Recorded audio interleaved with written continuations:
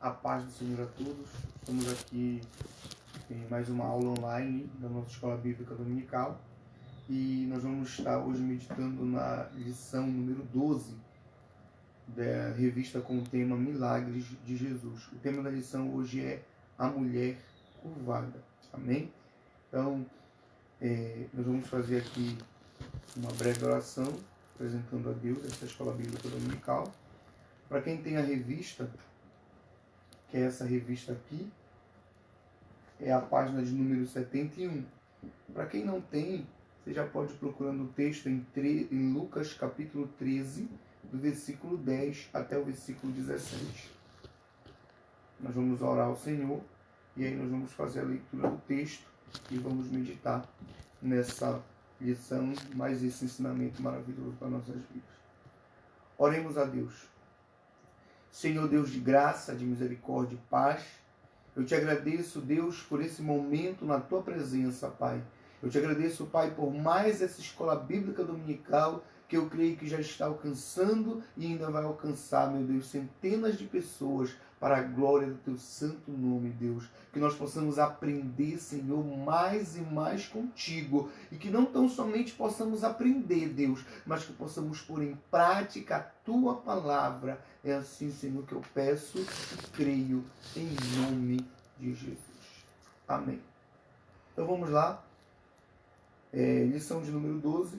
Lucas capítulo 13, do versículo 10 até o versículo 17. Diz assim: Ora, Jesus ensinava no sábado, numa das sinagogas, e veio ali uma mulher possessa de um espírito de enfermidade. Havia já 18 anos, andava ela encurvada, sem de modo algum poder endireitar-se.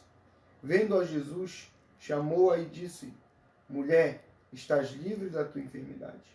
E impondo-lhe as mãos, ela imediatamente se endireitou e dava glória a Deus. O chefe da sinagoga, indignado de ver que Jesus curava no sábado, disse à multidão: 6 dias há em que se deve trabalhar. Vinde, pois, nesses dias para seres curado, e não no sábado. Disse-lhe, porém, o Senhor: Hipócritas, cada um de vós não desprende da manjedoura no sábado o seu boi, o seu jumento, para levá-lo a beber? Por que motivo não se devia livrar deste cativeiro em dia de sábado esta filha de Abraão, a quem Satanás trazia presa há 18 anos? Tendo dito ele estas palavras, todos os seus adversários se envergonharam. Entretanto, o povo se alegrava por todos os gloriosos feitos que Jesus realizava. Amém? Senhor Jesus, fala conosco através da tua palavra e através desse estudo da escola bíblica para a glória do teu santo nome. Então vamos lá. Todos os milagres de Jesus que nós analisamos nessa revista, eles são analisados sobre o mesmo prisma. 3 tópicos da revista, cada tópico vai trazer um sentido, um significado. O primeiro tópico, nós vamos analisar aspectos do milagre. No segundo tópico, nós vamos ver o que o milagre revela sobre Jesus.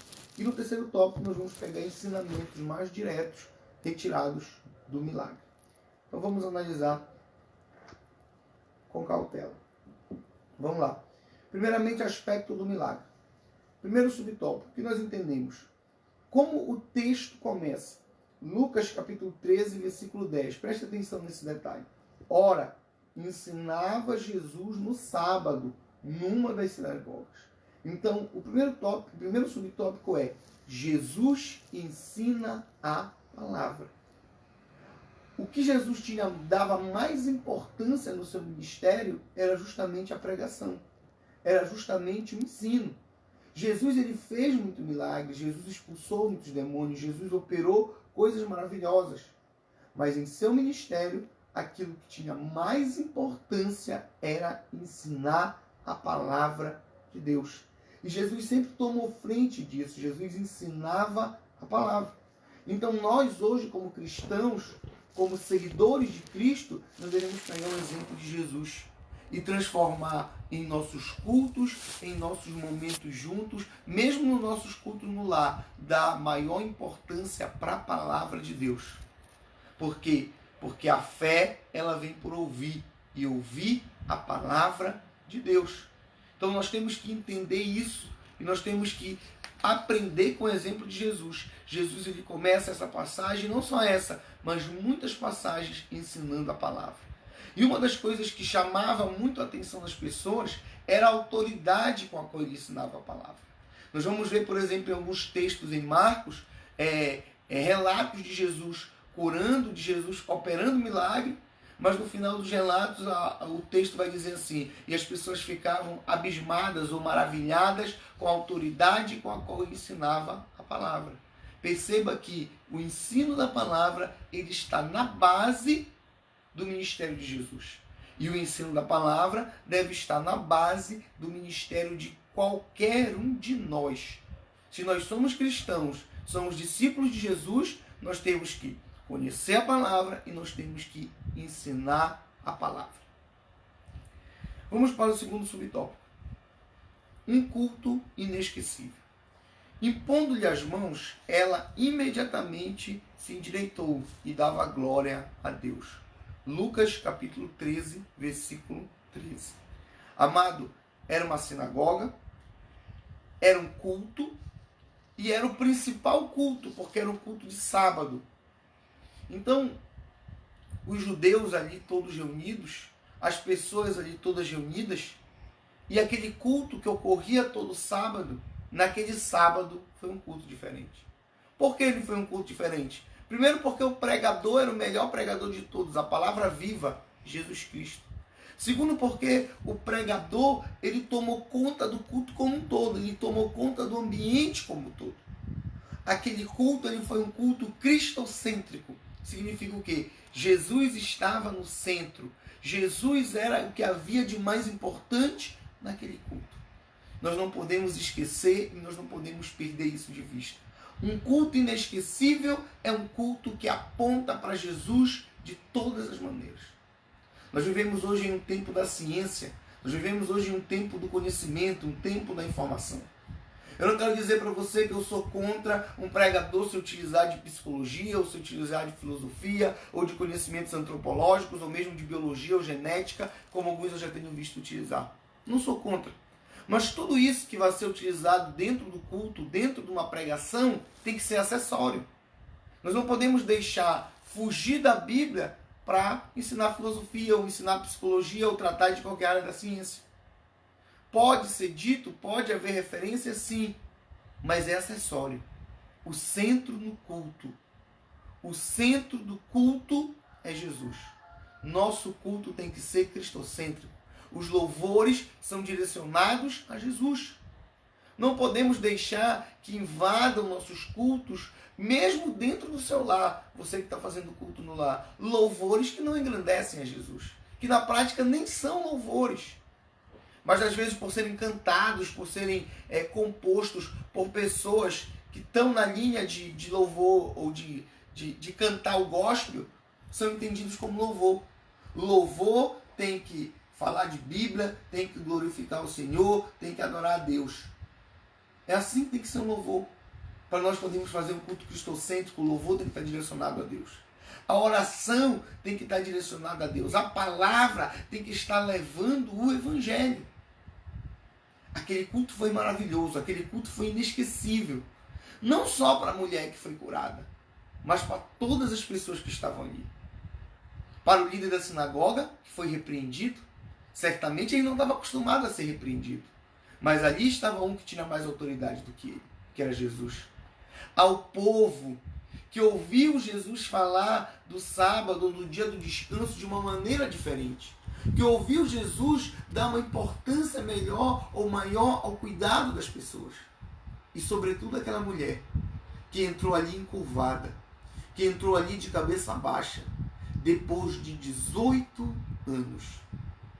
E saiu dali curada. Depois de 18 anos, amado. Às vezes a gente passa por um problema, 1 mês, 2 meses, 1 ano. E a gente já pensa que esse problema nunca vai acabar, que essa situação nunca vai se solucionar. Imagina aquela mulher que estava há 18 anos por aquele problema, com aquela mesma enfermidade. Talvez as esperanças dela já tinham ido embora. Mas naquele dia, Jesus, ele não só trouxe de volta a esperança dela, como ele trouxe de volta a saúde dela, como ele libertou ela. Esse é o meu Jesus. Esse é o seu Jesus. Quando ele chega no lugar e ele toma conta do lugar, ele muda o ambiente. E quando ele é o foco e o objetivo principal do culto, o culto sempre vai ser um culto inesquecível. Então, toda vez que você for cultuar, seja no templo, quando assim nos for permitido, seja no seu lar, não se esqueça que o centro do culto é Jesus. Vamos para o terceiro subtópico. Diz assim: religiosidade desalmada. Lucas 13:14. O chefe da sinagoga, indignado de ver Jesus que curava no sábado, disse à multidão: 6 dias há que se deve trabalhar. Vinde, pois, nesses dias para seres curados, e não no sábado. Então nós vimos aqui 3 aspectos do milagre. Primeiro, Jesus ensinava a palavra. Segundo, um culto que se tornou um culto inesquecível. E terceiro, religiosidade desalmada. É interessante nós notarmos como Jesus ele se punha muitas vezes contra o que era a religião instituída naquela época. O que era a religiosidade daquela época. Eu não digo para você que Jesus estava se colocando contra o Antigo Testamento ou contra a lei de Moisés. Não. Jesus se colocava contra costumes e tradições que foram criados a partir da lei, a partir da Bíblia na época, e que muitas vezes ganharam mais importância do que a própria Bíblia da época, do que a própria Sagrada Escritura da época. Era contra isso que Jesus se colocava contra. Fariseus e saduceus representavam os grandes religiosos da época. Era muito comum que líderes da sinagoga, por exemplo, fossem fariseus.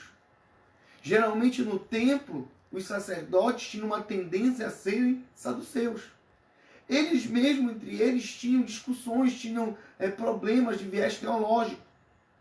Porém, tanto um grupo como o outro criou tradições a partir da Bíblia, criou costumes a partir da Bíblia, e elevou esse costume muitas vezes acima do próprio padrão bíblico. E esse era o problema que Jesus ele sempre atacava. Esse era o problema que Jesus sempre combatia. Esse homem, esse líder da sinagoga, ele vai demonstrar isso de uma maneira muito clara. Essa defesa dele absurda sobre o sábado. Porque, na verdade, o que você deve entender é que a guarda do sábado, ela está defendida na Bíblia, está defendida no Antigo Testamento. Eu não quero entrar aqui no mérito se ainda é tempo de nós guardarmos sábado ou não, se o dia do Senhor hoje é sábado, se o dia do Senhor é domingo. Eu não vou entrar nesse mérito aqui. Mas o importante é que, nesse momento em que Jesus estava sobre a terra, o sábado, como o dia do Senhor, era inquestionável, indiscutível. E os judeus, sobretudo da tradição dos fariseus, eles criaram um padrão tipo assim, o que se pode fazer no sábado? Como se eles tivessem uma cartilha, um manual do que se fazer no sábado. E o que tivesse fora dessa cartilha, desse manual, era algo inadmissível de se fazer. Então veja bem, para você ter uma ideia, tinham fariseus que defendiam até a ideia de que havia uma quantidade de passos que você poderia dar no sábado. Uma quantidade de vezes que você devia mastigar no sábado, para não violar o sábado.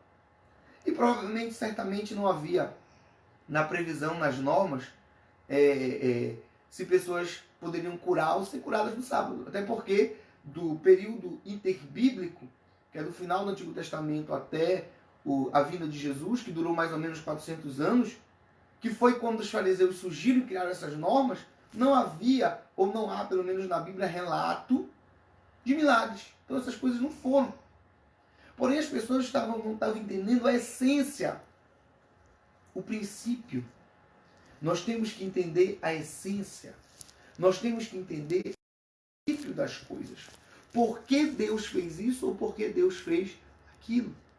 E nós temos que entender que a verdadeira religião, ou a religião que Jesus defende, e não a religião que Jesus ataca, como ele atacou aqui, É a religião que prioriza as pessoas e não os costumes, e não as tradições. Não estou desrespeitando costume e tradição de ninguém. Só estou dizendo e ensinando aquilo que Jesus ensinou. Pessoas em primeiro lugar. Princípios em primeiro lugar. Costumes e tradições derivam de princípios, sim, mas eles não podem ficar acima dos princípios. O Evangelho ensina o amor, mas o Antigo Testamento também ensinava o amor. O primeiro mandamento é amarás a Deus acima de todas as coisas. O segundo mandamento que Jesus diz que é semelhante a esse, que é amarás o teu próximo como a ti mesmo, ele não é um mandamento inventado ou criado no Novo Testamento por Jesus. Ele é um mandamento que já está previsto no Antigo Testamento. Ele só não ganha o destaque no Antigo Testamento. Mas no Antigo Testamento já está escrito: amarás o teu próximo como a ti mesmo. Então, as pessoas, os grandes religiosos da época, violavam princípios básicos para defender tradições que eles mesmos colocaram, que eles mesmos impuseram. Então criavam uma religiosidade desalmada, um tipo de religião em que estava mais voltado à liturgia, à tradição, ao ritual, do que às pessoas. O cristianismo, ele tem que ser voltado sobretudo às pessoas. Jesus veio e morreu na cruz. Foi para salvar pessoas. Amém? Vamos para o segundo subtópico, mas antes disso eu vou tomar uma água rapidinho.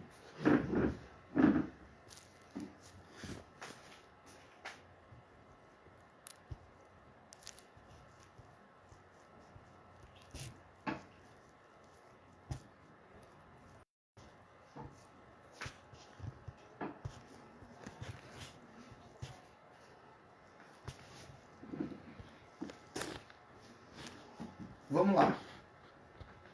Segundo subtópico. O que o milagre revela sobre Jesus? O que esse milagre revela sobre Jesus? Primeiro aspecto que o milagre revela sobre Jesus. Jesus vê pessoas simples. Lucas 13:12. Vendo a Jesus, chamou-a e disse-lhe: mulher, estás livre da tua enfermidade. Jesus não está procurando pessoas de destaque. Jesus não está procurando pessoas com grande nível de sabedoria ou de conhecimento. Jesus está olhando para pessoas simples. Jesus está vendo pessoas simples. Às vezes as pessoas elas vão orar, ou vão na igreja, ou vão em algum lugar, e elas mesmas se menosprezam. A palavra ela está falando contigo. Às vezes pode ter centenas de pessoas que estão vendo ou que verão esse vídeo, mas você tem que entender que a palavra de Jesus ela está falando com você. E está falando com cada um. Jesus ele vê pessoas simples. E mais importante, Jesus ele ama pessoas simples. Jesus ele se atenta para pessoas simples. Jesus ele quer ajudar pessoas simples. Tá? Não pense que Jesus ele está focando ou procurando pessoas que se destacam. É pelo contrário, ele procura pessoas simples que necessitam da ajuda dele, que necessitam do apoio dele, que necessitam da transformação dele. Essa mulher era uma mulher encurvada. Ela estava há 18 anos encurvada. A sociedade judaica ela tinha uma tendência a associar doenças, enfermidades, a maldição. Essa mulher, ela tinha uma enfermidade, era uma enfermidade causada por um espírito imundo. Nós vamos ver um pouquinho mais à frente. Mas independente disso, qualquer deformidade que pudesse haver na vida de alguma pessoa, manchas, algo que fugisse do normal, ou do padrão, daquilo que as pessoas naquela época viam como perfeito, era visto como uma maldição, era visto como um grande problema. E amados, sejamos sinceros, não é muito diferente de hoje. As pessoas criam padrões para si mesmos, para os grupos em que elas vivem, para os grupos em que elas se relacionam, e elas tendem a menosprezar aquelas pessoas que são de fora desse grupo. Elas tendem a deixar de lado e às vezes fazer chacota. Aquilo que nós chamamos hoje de bullying. Esse conceito não existia no tempo de Jesus. Mas certamente a mulher sofria com algo similar ou parecido ao que seria um bullying. Imagina como as pessoas chamavam ela. E é interessante a gente perceber isso. Geralmente, na sinagoga, as pessoas que tinham problemas similares a essa mulher não poderiam assumir as primeiras cadeiras. Provavelmente ela estava nas últimas cadeiras, nos últimos assentos, lá atrás. Mas a Bíblia diz que Jesus, vendo ela, chamou. Jesus estava na frente. Jesus estava no centro. Jesus estava em destaque. E aí ele vê uma mulher lá atrás. O que ele faz? Ele chama ela. E coloca ela na frente. E coloca ela no centro. Eu não sei qual a tua posição. Eu não sei qual a tua situação. Mas eu quero dizer uma coisa para você. Do mesmo jeito que Jesus chamou aquela mulher, Ele também está te chamando. Chamando para entregar a vida para Ele. Chamando para uma nova vida. Jesus, Ele te chama. E se você aceitar o chamado dele, você vai ver ele trabalhando na sua vida. Você vai ver ele operando. Então veja bem, Jesus vê pessoas simples. E Jesus opera na vida de pessoas simples. E é isso que é o primeiro aspecto que nós percebemos desse milagre. Talvez muitas pessoas que estavam na frente, talvez muitos rabis que pudessem estar ali, muitos fariseus, muitos saduceus, pessoas de alta posição, pessoas com dinheiro, pessoas com destaque social, estivessem esperando, Jesus vai me chamar, quem sabe ele não vai me colocar na frente, porque Jesus já tinha fama naquela época. Mas não, Jesus foi e chamou alguém bem simples, para mostrar o caráter dele, para revelar algo sobre ele, que não era status, não era posição, não era dinheiro que atraía a atenção de Jesus, mas que Jesus estava na terra para uma missão, e a missão dele era ajudar pessoas.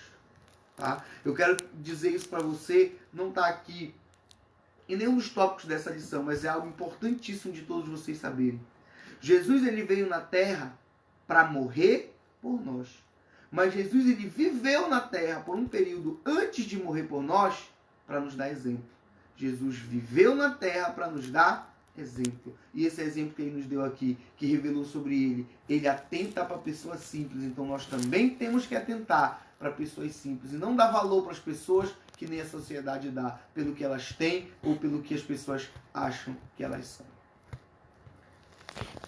Segundo subtópico, ele liberta. Veja bem, eu não quero ser aqui fundamentalista e dizer que toda enfermidade é causada por espírito imundo. Toda enfermidade é causada por demônio, porque não é verdade e a Bíblia não ensina isso. Há várias enfermidades, e eu diria até a maioria das enfermidades, que são causadas por causas naturais.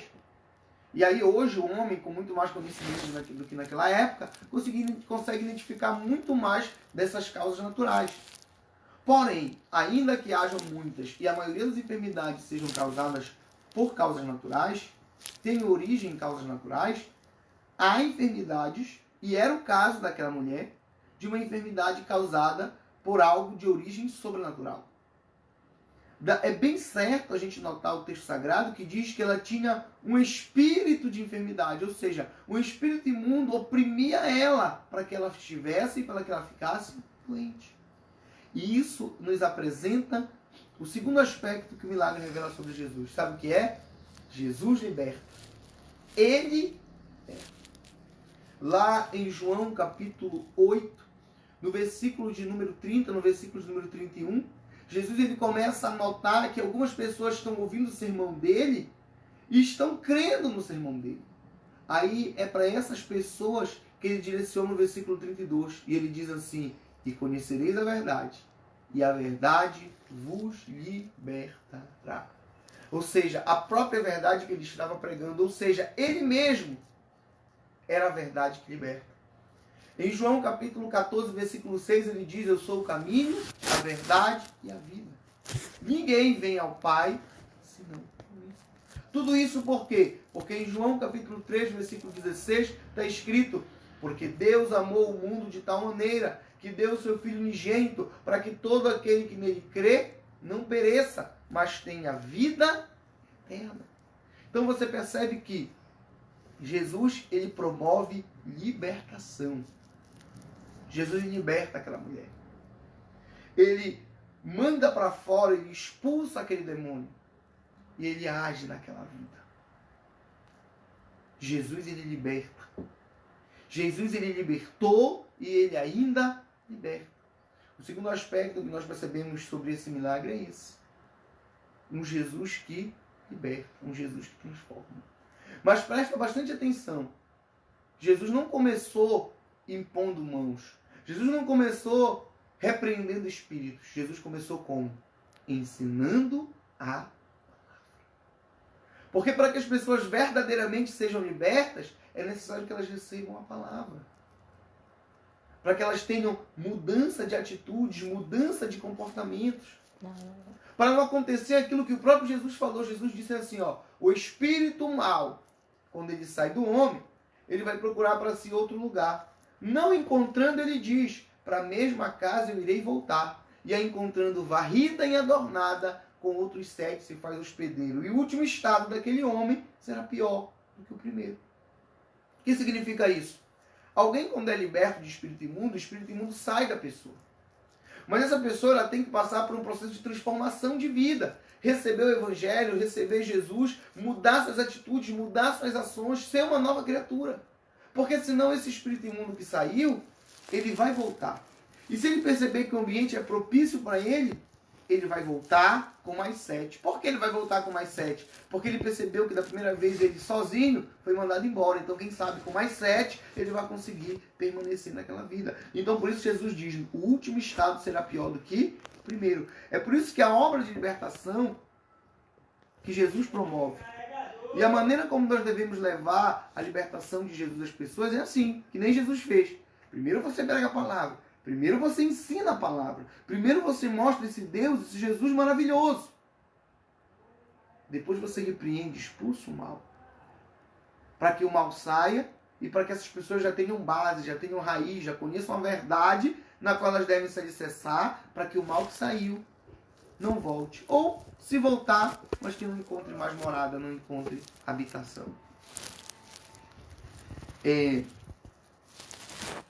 Último subtópico aqui. O que o milagre revela sobre Jesus? Ele é maior que a religião. De novo colocamos religião em questão. Tá? Religio é uma palavra que ela vem do latim e provavelmente foi uma das que derivou religião. Significa respeito ao que é sagrado.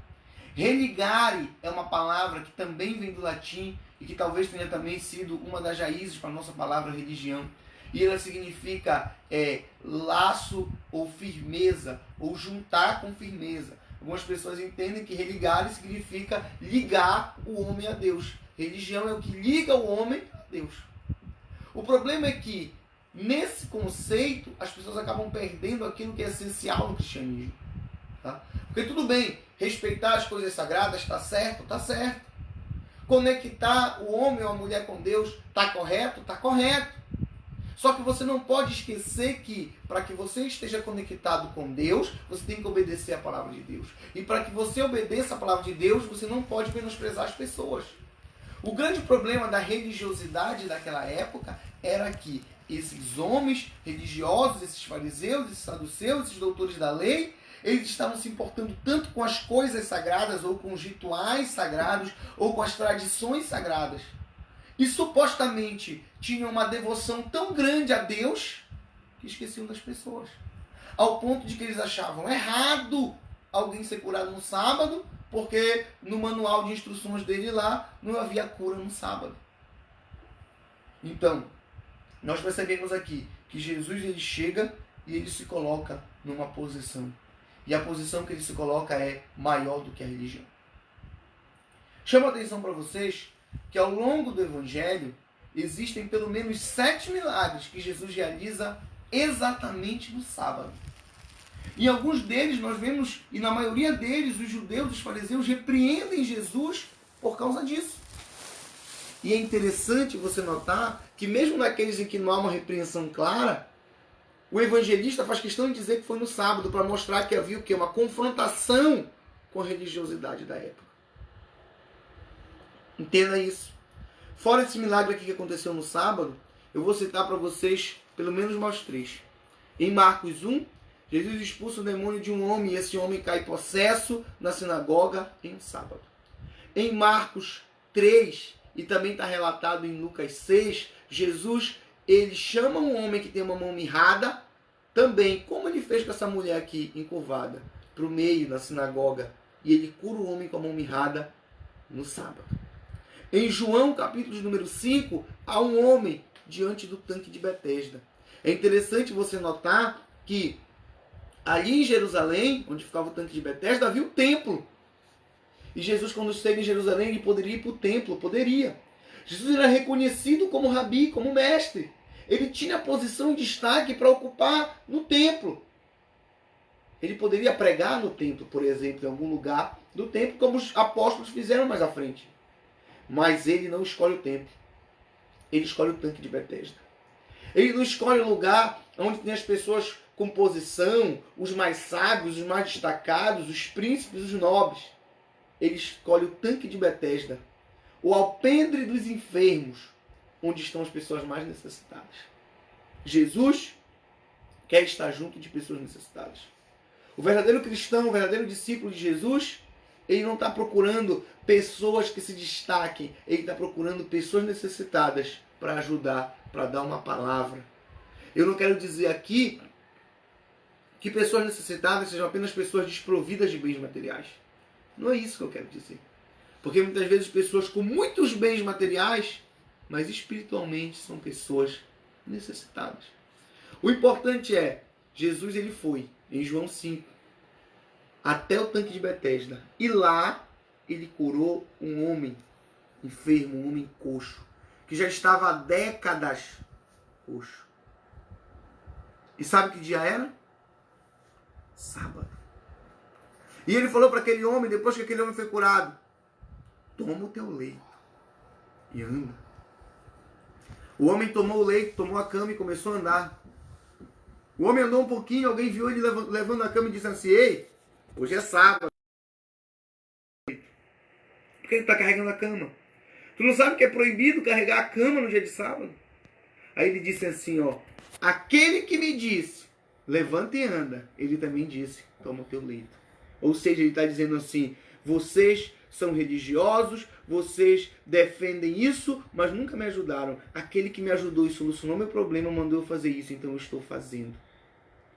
Nós vemos aqui pelo menos mais 3 milagres que Jesus operou no sábado, e há muitos. Isso porque Jesus fez isso. Jesus não poderia ter operado em outros dias da semana, poderia, como ele fez. Só que Jesus fez questão de operar no sábado justamente para confrontar aqueles religiosos, para mostrar para eles que a maneira como eles estavam arquitetando ou montando suas tradições, obedecendo suas tradições, era contrária à palavra de Deus. Porque estavam botando almas de lado. Amém? Vamos agora para o terceiro tópico.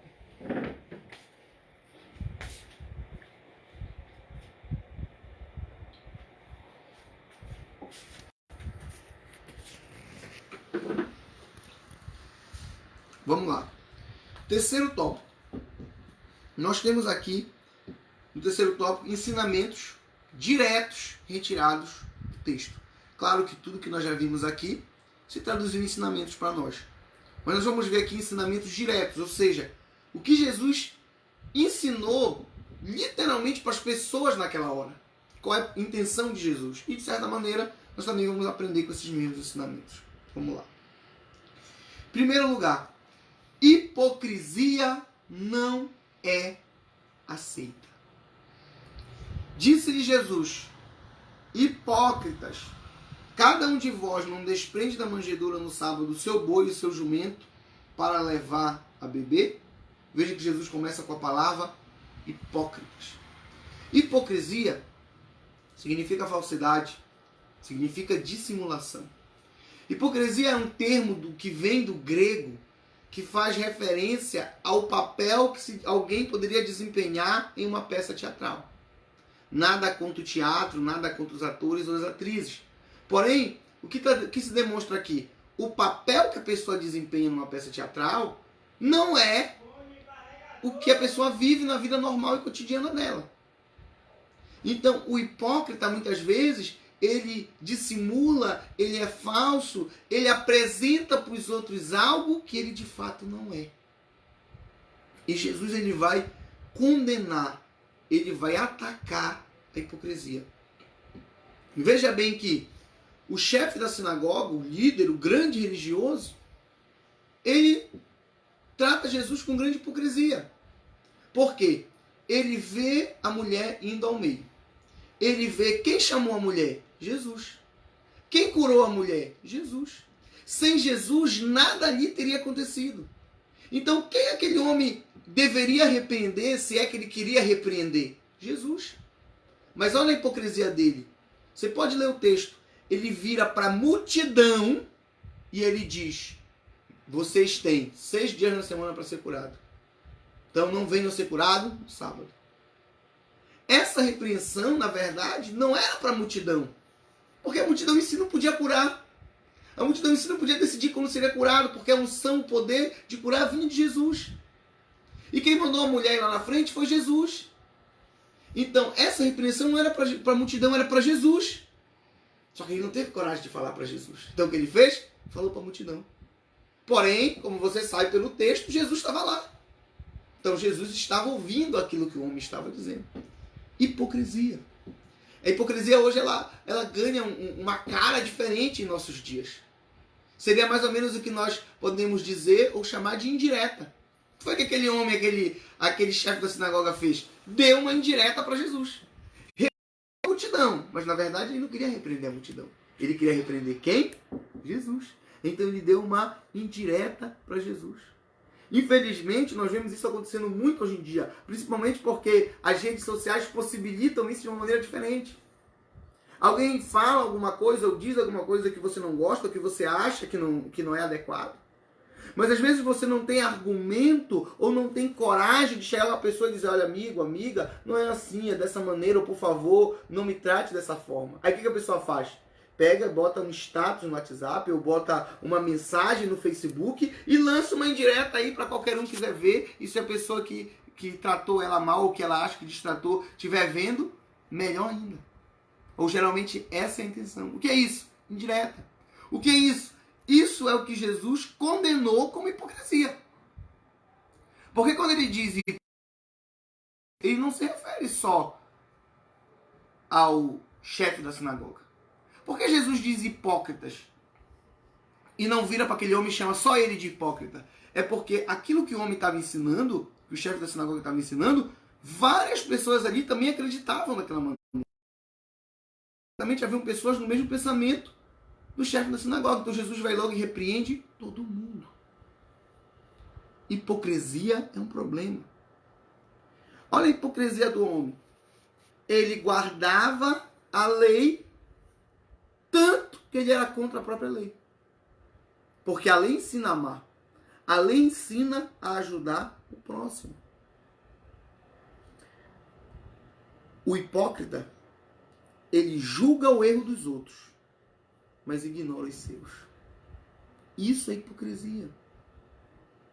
Sabe, se você tem muita facilidade em apontar o erro de alguém que não gosta de você ou alguém que você não goste, se você consegue com muita facilidade dizer assim: olha, qual os defeitos do fulano? Esse, aquele e aquele outro. Talvez você consiga. Tente aí. É muito fácil. Agora faça isso com você mesmo. Quais são os seus defeitos? Se você demora para pensar e não consegue identificar nenhum defeito seu, tome muito cuidado.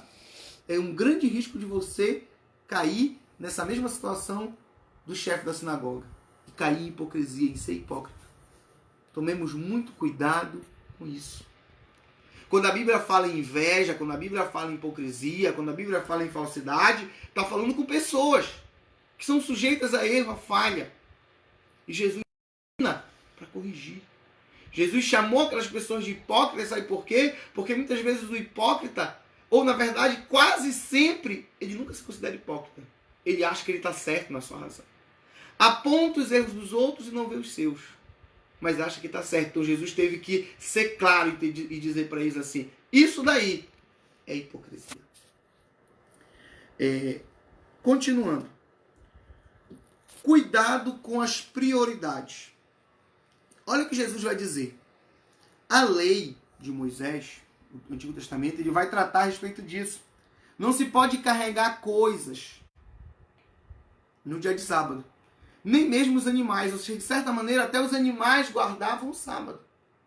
Só que, veja bem, entenda isso. Esses animais, eles, por exemplo, não podiam carregar nada, mas eles tinham que beber água. Eles tinham que se alimentar. Então, quem carregava o alimento, a água deles? Eram as pessoas. Quer dizer, o que Jesus estava dizendo? O boi, ou a ovelha, ou o seu animal qualquer, você pode desprender ele de onde ele está e levar ele para comer. Você pode libertar ele de onde ele fica preso à noite e levar ele para comer. Agora, essa mulher que está oprimida, presa há 18 anos, vocês não querem que eu liberte. Cuidado com as prioridades. Aquela religiosidade priorizou coisas, priorizou pessoas. No caso, priorizou até animais. Fato, a Escritura falava em animais no Antigo Testamento, falava. A guarda do sábado, ela está no Antigo Testamento, está. Porém, em nenhum momento, o guardar o sábado deveria inibir o amor ao próximo, deveria inibir o ajudar as pessoas que realmente têm necessidade. Então, Jesus dizia, cuidado com suas prioridades. Vocês estão priorizando animais e estão esquecendo de pessoas. Hoje em dia não é diferente. As pessoas priorizam coisas e esquecem de pessoas. Quantos casos nós vemos de pessoas, às vezes de classe média, pessoas ricas, que os filhos e as filhas às vezes se revoltam e até tiram a vida dos pais? Não estou dizendo que sempre acontece, nós sabemos que não. Não estou dizendo que sempre é o motivo que eu vou dizer agora, mas às vezes é. Às vezes são pessoas tão ricas, com tantos bens materiais, pais que se dedicam o tempo inteiro a trabalhar, a acumular riquezas. E às vezes os bens que eles passam para os filhos, eles pensam que é tudo. Porque dá um celular bom, um computador bom, pagam as melhores viagens. Às vezes pagam até pessoas para dar para os filhos a afetividade que elas não dão. Que os pais não dão. Acabam ensinando esse filho, essa filha a ser extremamente materialista. E às vezes, muitas vezes, quando esse filho, essa filha cresce, não tem problema, às vezes, em passar a perna, ou às vezes até tirar a vida dos pais. As pessoas não estão tendo as prioridades corretas. A sua principal prioridade tem que ser as pessoas. A sua principal prioridade tem que ser relacionamentos. A principal prioridade de Jesus era relacionamentos, era pessoas. E nós também temos que agir dessa maneira. Último subtópico. Cabeça erguida. Aquela mulher estava 18 anos encurvada. 18 anos de cabeça baixa. A gente não sabe o quão encurvada ela estava. Não sabemos. Certamente ela tinha muita dificuldade de olhar para frente. Certamente ela não conseguia olhar para cima. Você, para ter objetivo, para ter meta na vida, para ter clareza no que você quer, você precisa olhar para frente. Você, para caminhar com Deus, para estar firme e alicerçado na palavra, você precisa olhar para cima. Claro que eu não estou falando de forma literal, mas a maneira como a mulher estava simbolizava as próprias dificuldades espirituais dela. Ela tinha dificuldade de olhar para frente, certamente ela tinha impossibilidade ou muita dificuldade de olhar para cima. Nós precisamos ter clareza em nossos objetivos. E nós precisamos olhar para Deus, olhar para cima. Aquela mulher vivia cabeça baixa, vivia cabisbaixa. Talvez ela queria se erguer, talvez ela queria ter uma posição diferenciada, mas ela não conseguia. Certamente sofria chacota, certamente sofria ataques de pessoas. Mas naquele dia ela teve um encontro com Jesus. E Jesus fez ela erguer a cabeça. Jesus libertou ela. E ela foi curada. Jesus transformou a vida daquela mulher. Jesus, ele quer transformar a sua vida. Independente das circunstâncias. Jesus, ele pode fazer isso. Jesus, ele pode agir. E Jesus, ele gosta de agir. Estamos aqui numa aula de escola bíblica dominical. Encerrando mais uma lição, e glória a Deus por isso. Mas eu quero dizer para você que se você quiser aceitar Jesus, quiser entregar a sua vida para Jesus, entre em contato conosco. Você que está vendo esse vídeo ao vivo, coloque sua mensagem aí no Facebook, aceite a Jesus. Você que vai ver esse vídeo posteriormente, nós somos a Assembleia de Deus Semendo Fogo. Tá? Temos um canal no Facebook, temos um canal no YouTube. Graças a Deus, Deus nos permitiu abrir 4 templos, que no momento estão temporariamente sem os cultos funcionando de maneira normal, mas a igreja não para. Tá? Entre em contato conosco, ou entre em contato com algum servo de Deus, alguma serva de Deus, alguma igreja, entregue sua vida para Ele. Jesus, ele quer mudar a sua vida. Amém? Para concluir, aplicação pessoal. A religiosidade dos dias de Jesus era fria e desalmada. Ela havia perdido o foco nas pessoas. O mesmo risco corre o modelo religioso contemporâneo. Não deixemos e não aceitemos perder o foco nas pessoas. Jesus nos pediu, Jesus nos ordenou, Jesus nos comissionou a levar o reino de Deus. E esse reino que Jesus quer que nós venhamos expandir, não é um reino de prédios, não é um reino de material, não é um reino de conta bancária. É um reino de pessoas salvas, pessoas que se arrependem, entregam a vida para Ele e são transformadas. Deus abençoe a todos e semana que vem nós estaremos na nova revista da Escola Bíblica Dominical. Amém? Deus vos abençoe.